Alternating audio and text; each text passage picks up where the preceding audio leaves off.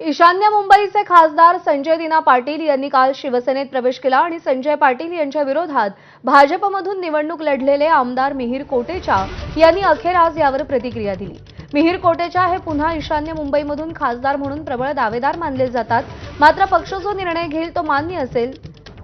संजय पाटील यांचं आम्ही स्वागत करतो अशी प्रतिक्रिया मिहिर कोटेचा यांनी दिली आहे।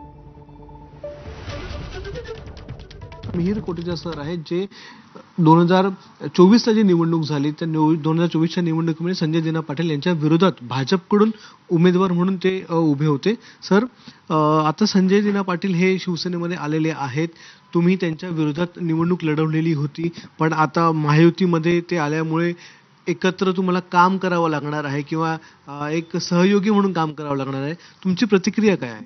केंद्रीय नेतृत्व, पार्लमेंटरी बोर्ड, राष्ट्रीय अध्यक्ष, राज्याचे मुख्यमंत्री, महाराष्ट्राचे पक्षाचे अध्यक्ष हे शिंदे साहेबांसोबत बसून जे काय निर्णय घेणार त्या निर्णयाचं आम्ही नेहमी स्वागत केलेलं आहे आणि यापुढे करणार आहोत।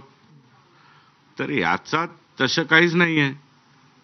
पुढचे 3 वर्ष एनडीएचे सांसद म्हणून, एनडीएचे खासदार म्हणून त्यांच्या सोबत या विभागाचा प्रत्येक समस्याचा निवारण करणे आणि कशा प्रकारे ईशान्य मुंबईचा विकासाला चालना भेटेन माझी त्याच दिशेत वाटचाल असणार आहे। पण म्हणजे लोकसभेचा 2029चा दावा भाजप या मतदारसंघावरून सोडणार? हे बघा, मी तुम्हाला आधी सांगितलं यावरती भाष्य करणं योग्य नाहीये, कारण याचा निर्णय आमचे केंद्रीय नेतृत्व, पार्लमेंटरी बोर्ड, राष्ट्रीय अध्यक्ष नितीन नबीनजी, महाराष्ट्राचे अध्यक्ष रवींद्र चव्हाणजी, राज्याचे मुख्यमंत्री श्री देवेंद्र फडणवीसजी हे सर्व मिळून घेणार आहे आणि 2029 मध्ये काय निर्णय होणार आहे त्याची चिंता मी आज का करू। आणि या बातमीसह दुपारच्या बातम्यांमध्ये एक छोटासा ब्रेक घेऊन थोड्याच वेळात पुन्हा भेटूया।